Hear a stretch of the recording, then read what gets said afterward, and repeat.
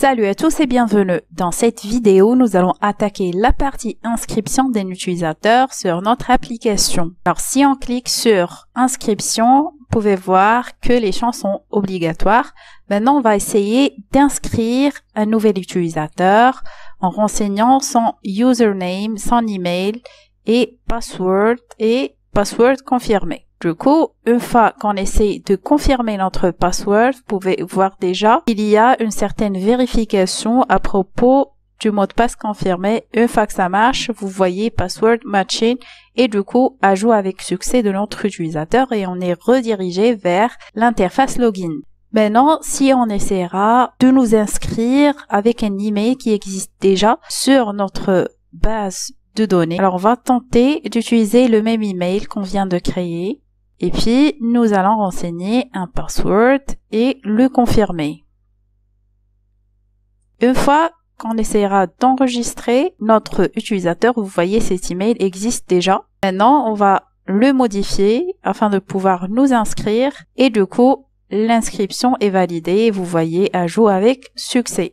Si vous aimez le contenu de la vidéo, n'hésitez pas de la liker. Let's go!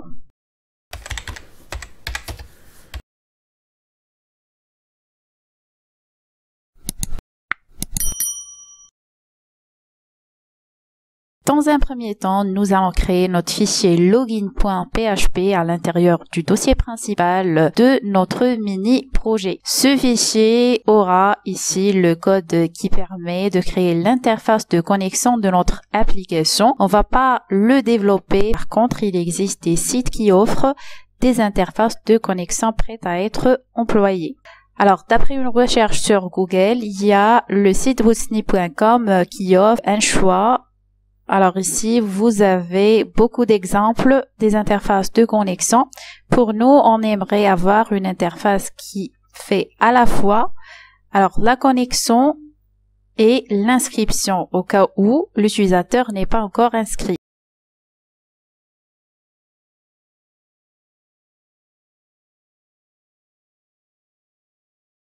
Donc, je pense qu'on va choisir celle-là.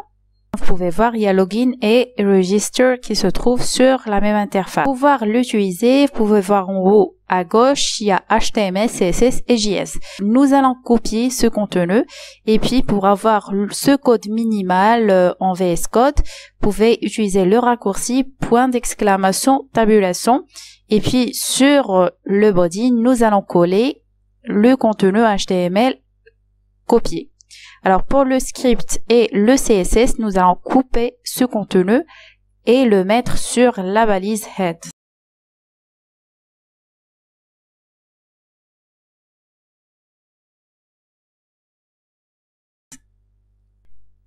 On va prendre maintenant le style et on va essayer de tout mettre sur une seule page.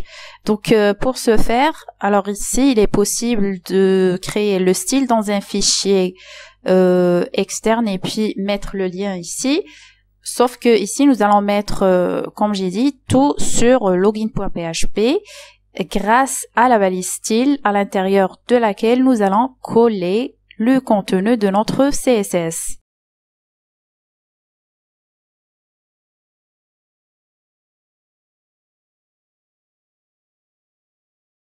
En ce qui concerne le JS, donc nous allons le copier et puis nous allons mettre la balise script sur notre page login.php à l'intérieur de laquelle nous allons coller notre code JS.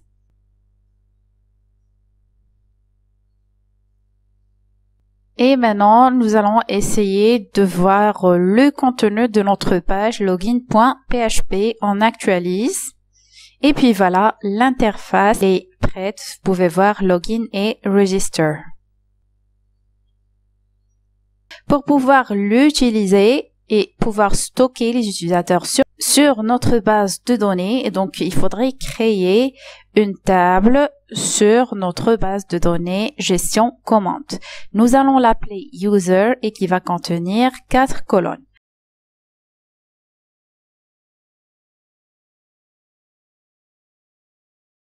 La première, ça va être un ID user qui aura alors ici le rôle d'une clé primaire.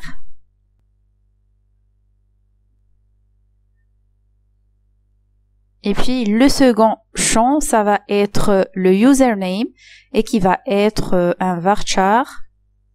On va mettre la taille ici à 200 par exemple. Le troisième champ, c'est l'email. Ça va être aussi un varchar. Et finalement, on aura le champ password. Et qui va être aussi une chaîne de caractères.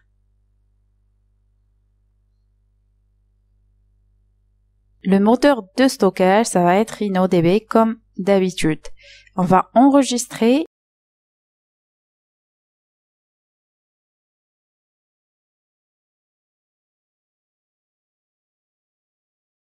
Et voilà, sur notre concepteur, vous voyez ici la table. Donc, il n'y aura pas de relation pour l'instant entre la table user et les autres tables.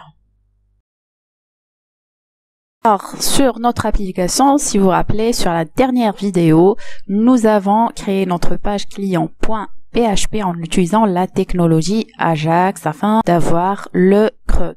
Sinon, pour les autres pages, nous avons gardé l'ancien code sans l'utilisation, bien sûr, de la technologie Ajax. Du coup, comme vous voyez ici, il y a un problème par rapport au design de la data table. Et ceci est dû au fait que nous avons enlevé le script du footer à cause du conflit qui s'est passé entre la data table et le footer sur la page client.php. Donc, on doit trouver un moyen afin d'intégrer ce script à l'intérieur des pages hors la page client.php. Alors, on va prendre le contenu sur la balise script. Nous allons le coller sur le footer juste ici pour tester. Alors, si vous avez créé le CRUD avec la technologie Ajax sur toutes les pages, donc vous n'aurez pas ce genre de problème. Alors sinon, vous voyez ici, le conflit, il est affiché. Donc le seul moyen est de prendre ce contenu, de créer un fichier, d'intégrer ce script et puis nous allons l'appeler code underscore dt qui va contenir le code de la data table. Et puis nous allons l'intégrer sur les pages autre que la page client.php. La page index, puis la page article et puis la page commande. Alors ici, il s'agit de quelques rectifications que nous avons fait pour avoir le design appliqué de la data table. Pour ceux qui ont suivi la vidéo et qui ont bien sûr créé le CRUD de la page client.php en utilisant la technologie Ajax et qui ont laissé l'ancien code sur les autres pages, vous aurez ce genre de conflit. Par contre, moi je vous conseille de soit mettre toutes les pages en CRUD Ajax ou bien en CRUD normal sans avoir à utiliser la technologie Ajax.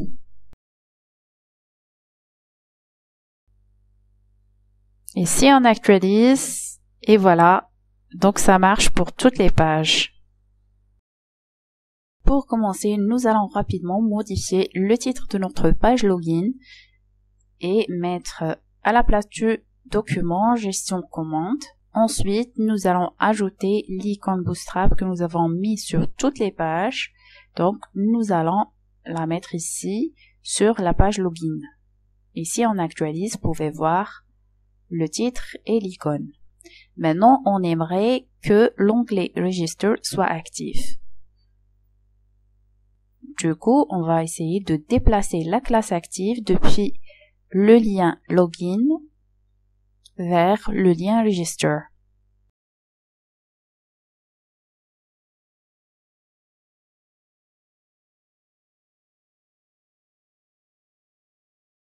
Ensuite, on aimerait que le formulaire d'inscription soit mis en avant. Du coup, sur le style du formulaire du login, nous allons mettre Display None. Et sur celui du formulaire d'inscription, on va mettre Display Block. Et du coup, vous le voyez en avant. Maintenant, nous allons modifier Name et ID pour chaque input. Et à la place, on va ajouter underscore register pour username, email, password et confirm password.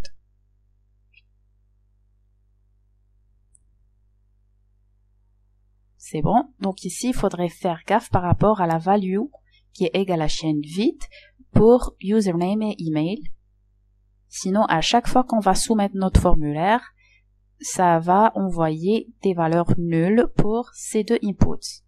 Et par rapport à l'action du formulaire, on va la mettre en chaîne vide. Maintenant, on aimerait appliquer alors un code JS sur notre formulaire afin de permettre d'envoyer une inscription d'un utilisateur en utilisant la technologie Ajax que nous avons déjà vue sur une vidéo précédente.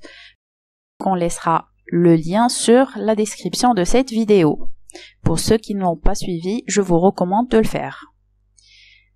Alors ici, lors du chargement de notre document, une fois qu'on déclenche la soumission du formulaire, on va essayer d'écrire notre code JS.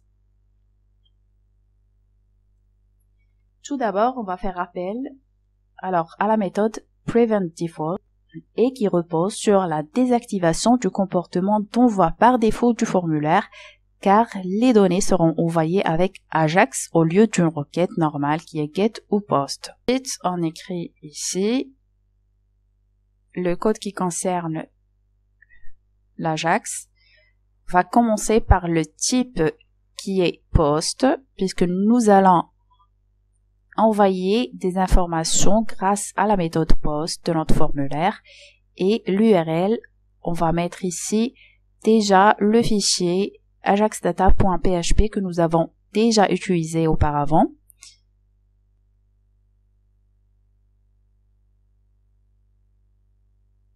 Et puis les données qui seront envoyées, on va pour cela utiliser la méthode serialize et qui permet de transmettre facilement tous les noms et valeurs des données du formulaire au fichier Ajax sans avoir à les envoyer tous séparément.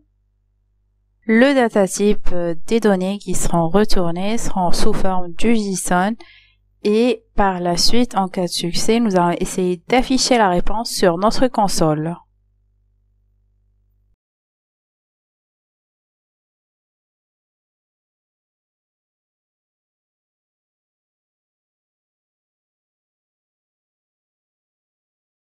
Maintenant, nous allons passer à notre fichier ajaxdata.php afin d'écrire notre requête et qui permet l'insertion d'un nouvel utilisateur. Pour ce faire, nous devrons tout d'abord mettre la condition que tous les inputs de notre formulaire soient remplis par les informations et ensuite nous allons essayer de créer notre requête.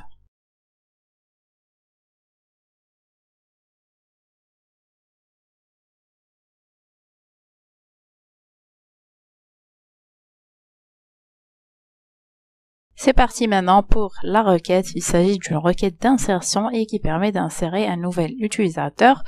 Alors sur la table user que nous avons déjà créée sur notre base de données.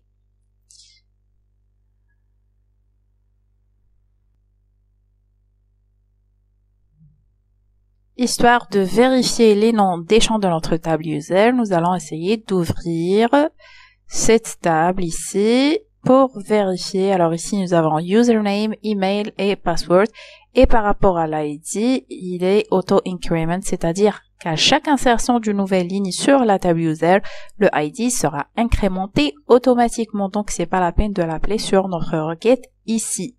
Et par rapport aux values, nous allons essayer de mettre ici les paramètres nommés. Vous pouvez bien sûr utiliser le caractère point d'interro.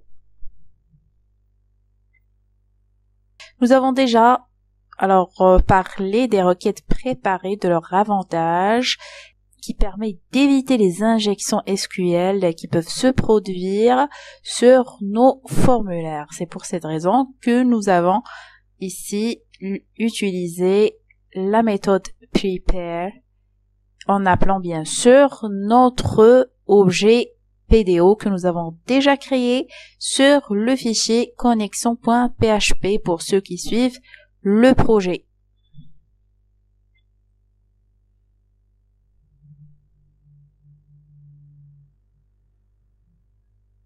Pour pouvoir récupérer le rond-jeu, alors on fera appel pour notre objet PDO statement à la méthode execute et mettre les valeurs des paramètres nommés user, mail et password. Alors ici, nous allons mettre un tableau associatif. Alors le classement des paramètres nommés n'est pas obligatoire. Par contre, si vous utilisez le caractère point d'interro, vous devrez respecter l'ordre lors de l'appel des valeurs de vos paramètres.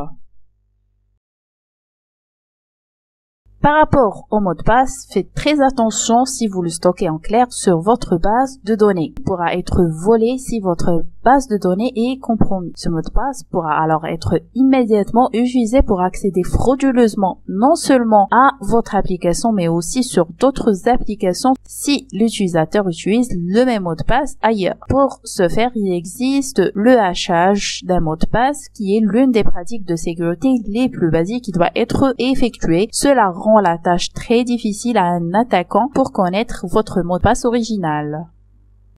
Pour ce faire, nous allons donc faire appel à la fonction prédéfinie qui est password_hash et qui aura besoin de deux paramètres. Alors, le premier, ça va être le mot de passe encrypté et en second, nous aurons besoin de l'algorithme. Alors, parmi les algorithmes supportés, nous allons utiliser password_default qui se base sur l'algorithme de chiffrement qui est bcrypt. Alors simplement ici, nous allons faire appel à notre fonction prédéfinie, garder le password register en premier argument et en second, nous allons mettre password default.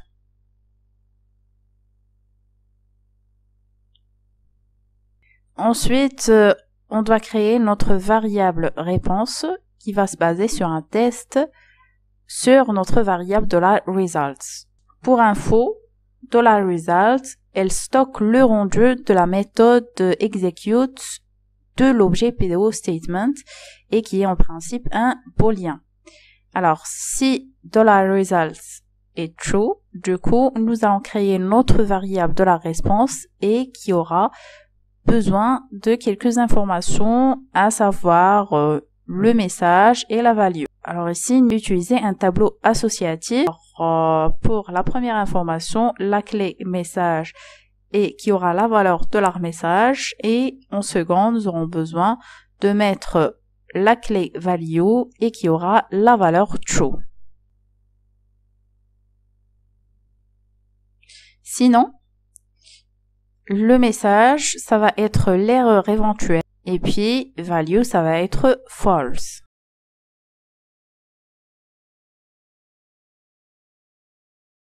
Maintenant que notre variable de la réponse est créée, nous aurons besoin de l'encoder en JSON. Du coup, nous allons faire appel à la fonction prédéfinie JSON encode et puis mettre en argument la réponse.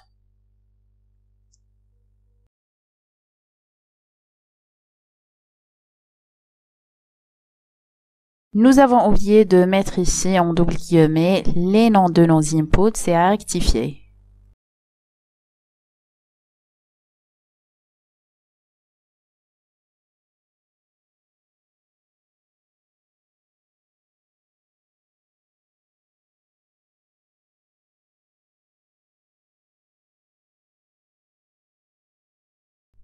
Et voilà, maintenant on va essayer de tester notre code.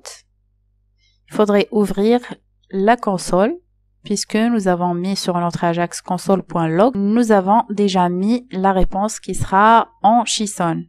Ici, nous allons remplir les informations et essayer d'ajouter un nouvel utilisateur.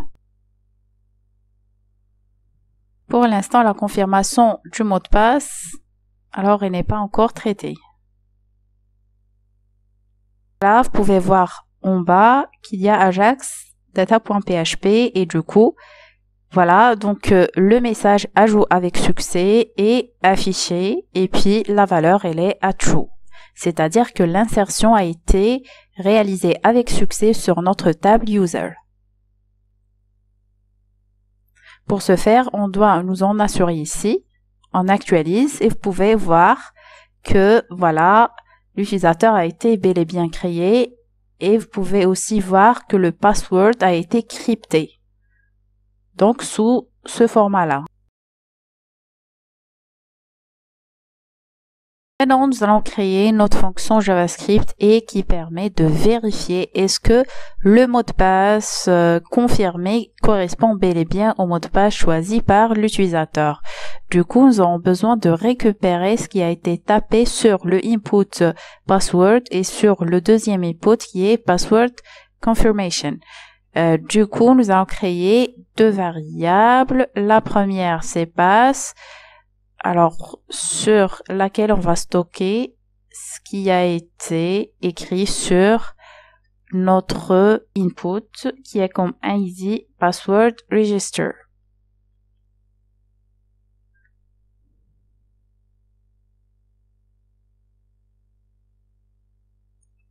Et par la suite, nous allons mettre ici .val afin de récupérer la valeur qui a été tapée.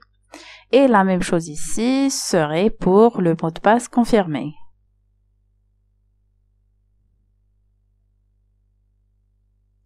Ici, nous allons vérifier est-ce que les deux valeurs sont différentes. Et mettre ici un sinon.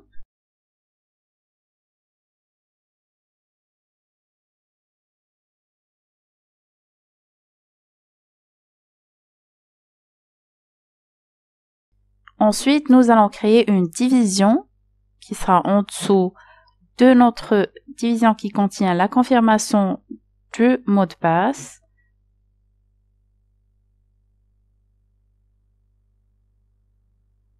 Et qui aura comme ID check pass. Cette division va contenir le message qui va être rendu suivant la valeur qui va être tapée sur la confirmation. Si ça correspond au mot de passe, donc nous allons mettre password matching, sinon password not matching. Pour déclencher notre fonction check password, nous allons mettre ici, nous allons faire appel à la méthode KeyApp sur notre input confirm password register. Cette méthode est utilisée pour déclencher un événement KeyApp chaque fois que l'utilisateur relâche une touche au clavier. Et puis, en argument, nous allons mettre le nom de notre fonction. Ce sont bien sûr les parenthèses.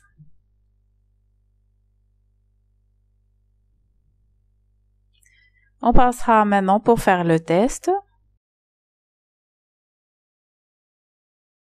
Ici, nous allons mettre un mot de passe et sur la confirmation, nous allons essayer de changer le mot de passe et voilà le message password not matching. C'est-à-dire que avant de passer à insérer un nouvel utilisateur, la vérification, elle, s'effectue. Maintenant que nous avons bien écrit confirmer notre mot de passe, ça a donné le message password matching. J'aimerais maintenant appliquer un design sur notre division checkpass. Du coup, nous allons nous référer du Bootstrap pour la partie alerte pour avoir quelque chose de ce genre-là. Vous voyez l'alerte bleue, l'alerte rouge, ainsi de suite, ainsi de suite.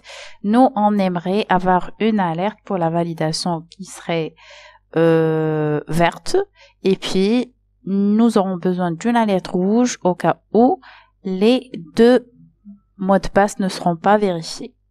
D'accord? Donc, on va se référer de ça. Nous aurons besoin d'ajouter une classe et ça va se faire à l'aide de la fonction addClass du jQuery. Alors, ici, nous allons l'appliquer sur le else. Donc, sur notre division checkpass que nous allons appeler personID. Et puis, nous allons faire appel à la fonction addClass jQuery qui permet d'ajouter une classe Bootstrap à notre division. Et ça serait ici l'alerte en cas de succès. Si les mots de passe ne sont pas égaux, du coup, nous allons mettre la classe danger afin de l'afficher en rouge. On passe maintenant pour faire le test. On va écrire maintenant notre mot de passe et puis sur la confirmation, nous allons écrire un autre mot de passe et ça affiche bien notre alerte en rouge. Maintenant, on essaiera d'écrire le même mot de passe qui sera confirmé et ça affiche Machine, mais la couleur, elle est toujours rouge, c'est-à-dire que la classe Danger est celle qui a été appliquée sur les deux cas. Du coup, nous devrons ici vider le cache tout simplement. Pour cette raison, nous allons utiliser la fonction jQuery qui est remove class. À chaque fois qu'on aimerait appliquer la classe, il faudrait déjà supprimer s'il y a une classe qui est déjà appliquée. Ensuite, ajouter notre classe. Du coup, nous allons faire pour les deux cas.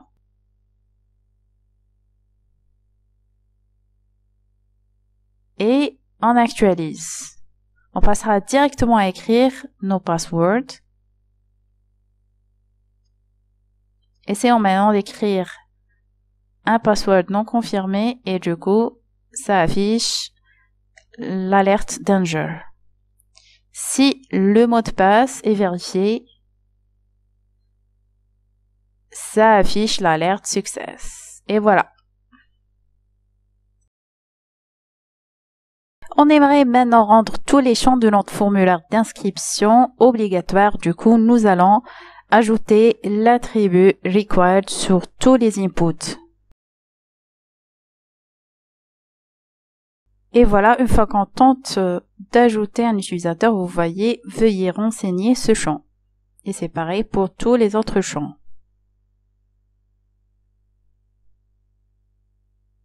Maintenant, on aimerait ici vérifier que si l'email existe déjà, l'utilisateur ne pourra pas s'inscrire. Du coup, il faudrait ajouter un code sur notre page ajaxdata.php qui permet de vérifier sur la table user l'email saisi par l'utilisateur existe déjà. Donc, on va essayer d'écrire notre requête. Il s'agit d'un select qui permet de faire la sélection de l'email depuis la table user. Et ici, le paramètre serait ce qui va être envoyé par notre formulaire d'inscription qui est $_post email register. Maintenant, on essaiera de récupérer le rendu de notre requête. Alors, pour cette raison, nous allons utiliser la méthode de l'objet PDO statement qui s'appelle fetch et qui permet de parcourir l'information qui sera récupérée.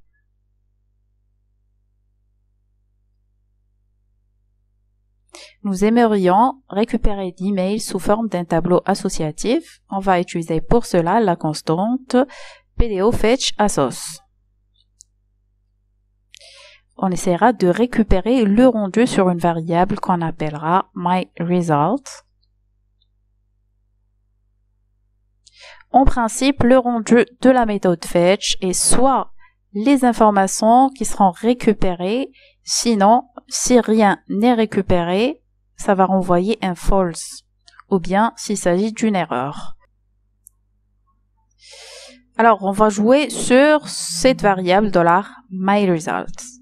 C'est-à-dire, s'il n'y a aucun résultat, cela veut dire que l'email n'existe pas sur la base de données. Du coup, on va procéder à l'insertion d'un nouvel utilisateur. On va prendre tout ce code et le mettre à l'intérieur de cette condition. Sinon, si l'email existe déjà, dans ce cas-là, l'insertion serait interdite et du coup, nous allons ici créer notre variable response et qui aura ici un message qu'on va essayer de mettre. Cet email existe déjà.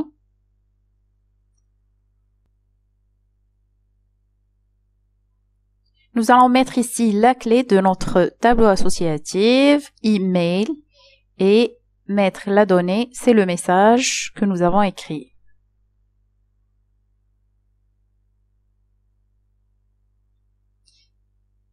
Et voilà, veillez à ce que JSON encode soit à l'extérieur.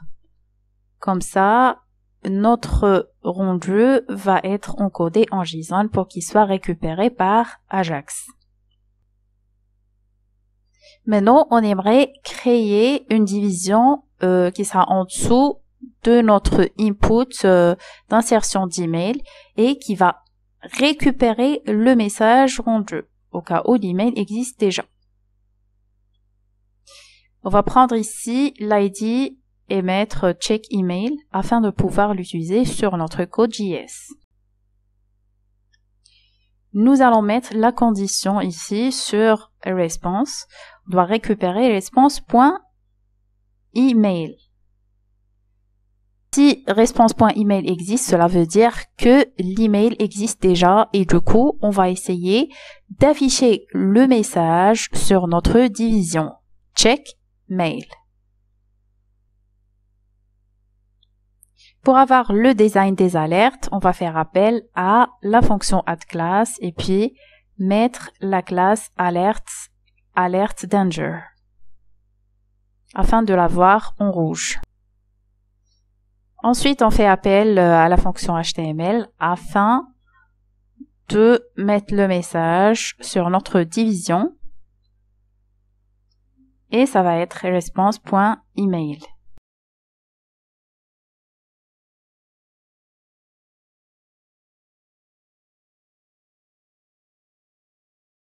Pour le moment, nous allons le créer avec un Gmail. C'est un email qui n'existe pas encore afin de voir l'insertion de notre utilisateur sur la base de données.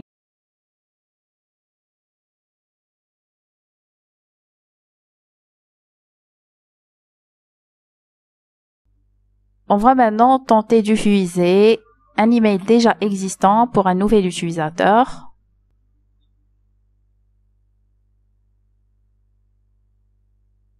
Et voilà, donc le message est bel et bien affiché. Et l'utilisateur n'est pas inséré dans la base de données puisque son email existe déjà. Si par contre l'email n'existe pas, du coup, nous devrons rediriger l'utilisateur vers l'interface login afin de pouvoir se connecter sur notre application. Pour ce faire, nous devrons d'abord vider complètement notre formulaire et ça va être grâce à la fonction reset.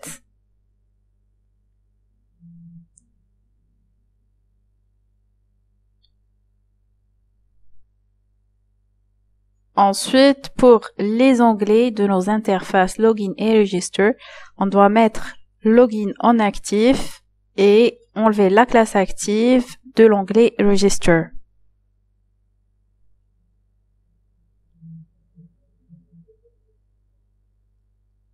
Pour ce faire, nous allons utiliser la fonction addClass pour login form et la fonction remove class pour register form.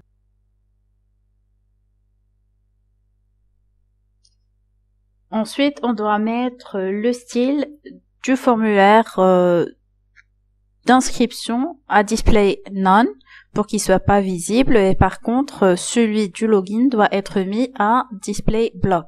Pour ce faire, nous allons utiliser la fonction CSS. Mettre en premier argument notre attribut display et puis en deuxième sa valeur qui va être block afin qu'il soit visible pour l'utilisateur une fois qu'il sera redirigé. Et le contraire sera fait pour l'interface d'inscription. Maintenant, on essaiera de nous assurer que le code est valide. Du coup, nous allons essayer d'ajouter un utilisateur. Et voilà, on clique sur l'inscription et du coup, nous sommes redirigés vers l'interface login. On aimerait avoir la notification que l'utilisateur est bel et bien inscrit. Du coup, nous allons utiliser Toaster que nous avons déjà utilisé auparavant. On va essayer de prendre son style et son script depuis le header et le footer. Et le mettre sur notre page login.php. Afin de pouvoir l'utiliser, alors sur le else, nous devrons tout d'abord vérifier l'état de notre value. Si elle est true, donc l'utilisateur va s'inscrire. S'il y a une erreur, l'inscription ne se passera pas. C'est d'après ce que nous avons mis sur notre variable de la response ici. Donc, on va tester, comme j'ai dit, sur la valeur value. On va mettre tout ce contenu à l'intérieur de cette condition. Sinon, on va faire appel à toaster.error et mettre response.message dans ce cas-là.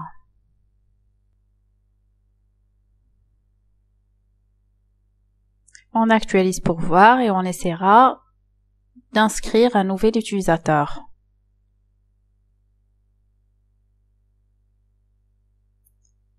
Et voilà, la notification ajout avec succès apparaît en haut. Alors ici, vous pouvez voir qu'il y a password match. C'est encore visible sur notre interface. Il faudrait trouver un moyen pour ne pas l'afficher. Du coup, il faudrait mettre un remove class pour ces divisions, ainsi que de vider ces divisions grâce à la fonction empty.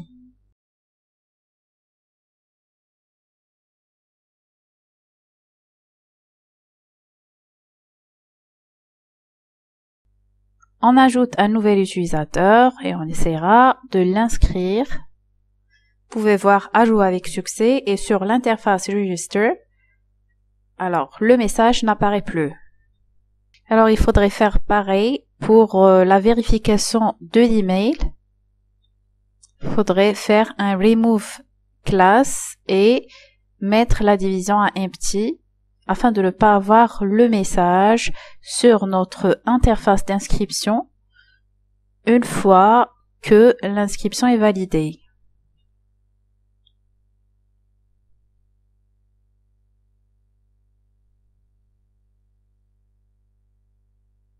Et voilà, je vous donnerai rendez-vous pour une nouvelle vidéo sur le login. Pour m'encourager davantage à créer du contenu, n'oubliez pas de vous abonner à la chaîne, d'activer la cloche et de partager le contenu avec vos amis. Je vous dis à très bientôt.